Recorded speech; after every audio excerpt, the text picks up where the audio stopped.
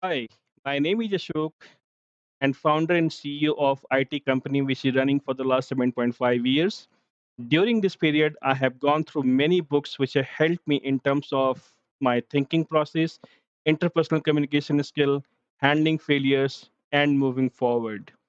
Since we as a human deal with another human, I personally believe as an entrepreneur that interpersonal communication skill is the most important skill, and this I have learned through a book named How to Win Friends and Influence People, written by Dale Carnegie in 1936. Even though this particular book has been written long time back, but I personally believe that the principles laid down in this book is still valid today. So I'm going to share few key learnings from this book for your reference. So let's begin. Okay, so this particular book has been divided into four parts, namely, let me show you. The first part is called Techniques in Handling People. The second part is called Make People Like You. The third part is called How to Win People to Your Way of Thinking. And the fourth part is called Be a Leader. I'm going to summarize key 10 to 12 learnings from this particular book, which I have personally learned a lot, and I'm going to share with you all. So, the first lesson which I have learned from this particular book is called criticism. The author suggests that you should never ever criticize a person. Let me ask you a question. When did you felt good when someone has criticized you? I'm sure the answer is never. But other way around, when someone has criticized you, you normally go in a defensive mode and start justifying yourself, isn't it?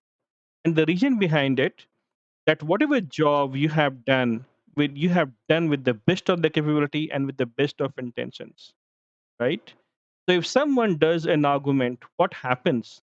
You might win an argument with the other person, but on the other side of it, the person have not changed a mind a bit. In fact, you have won the argument, but you have lost the trust and the goodwill of that person. So never ever criticize a person. So that's my first lesson from this particular book. So the second learning from this particular book is called Desire to Feel Important. Always remember whether the person is a 3-year-old, 30-year-old, or a 60-year-old, the deepest desire of any human being to feel important.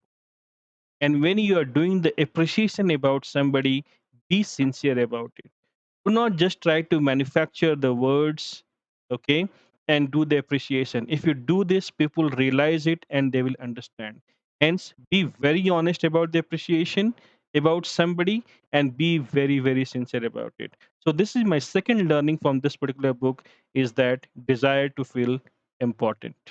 Point which I have learned, that align yourself to the other person want. Let me talk about my own example. Every alternate day in a week, I meet with somebody, or somebody calling me, or somebody connect me over the LinkedIn stating, I can do this particular thing with my product or services. But without even knowing that what I am looking for or what kind of solution I am looking for. Whether those guys succeed, the answer is no. So this is a basic fundamental principle if you are in business, or let's say for that matter any sphere of life, that try to understand what the other person is looking for. Not only that, in fact, you should also solve that how they can go and get that particular solution what they're looking for. And believe me, you are winning that person. The fourth point, the author emphasize that when you are meeting with somebody, smile. That's a very, very important thing, because a smile says a lot about you as a person. It says to the other person when you smile and meet that I like you and I like your company. Okay. In fact, the smile on your face is even more important than the kind of clothes you are wearing. Remember that. Okay. The next point the author suggests, and which I have learned in a very, very hard way, to use a person name.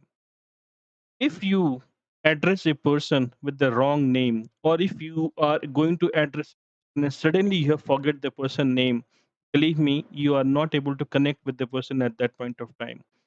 When you address a person with his name, the person feels valued and he gets connected with you. So whenever you are addressing somebody, always use a person name.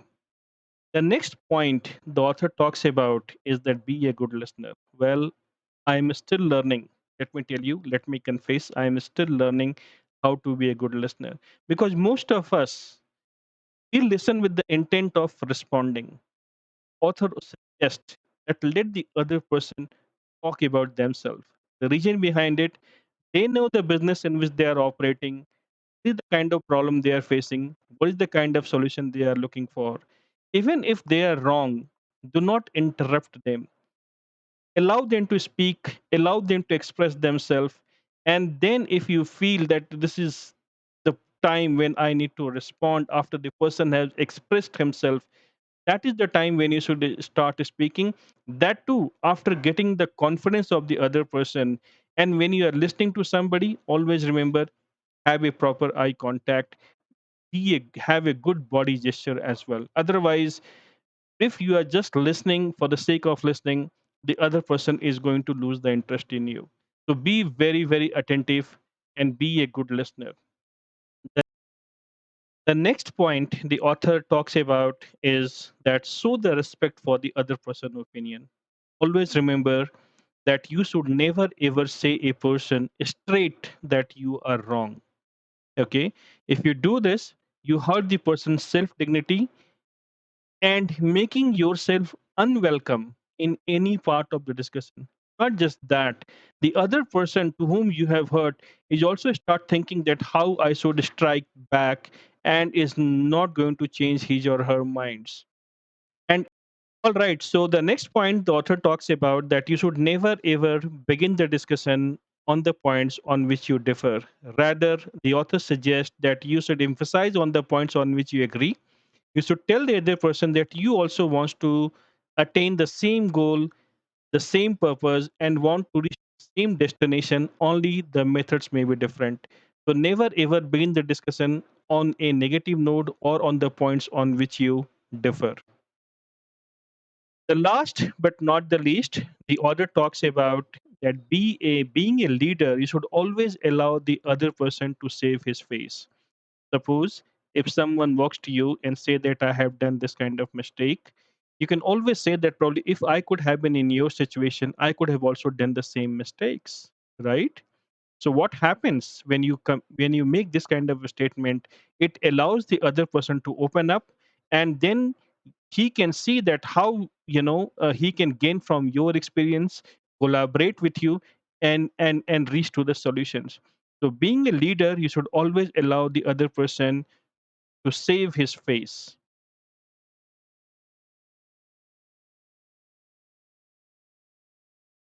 All right, so I have shared few learnings from this book with you all.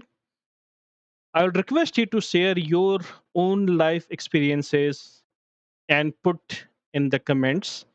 I will read through the comments and respond to each one of them. Also note that it's not an alternate video for this book. You should not be lazy. You can buy this book and read it. You can find many more valuable lessons. I have again put the link in my description from where you can buy this book. And if you find this channel interesting, please do not forget to subscribe to this channel and share with your friends and family. Thank you very much for your time and watching this video. And please do not forget to subscribe. Thank you.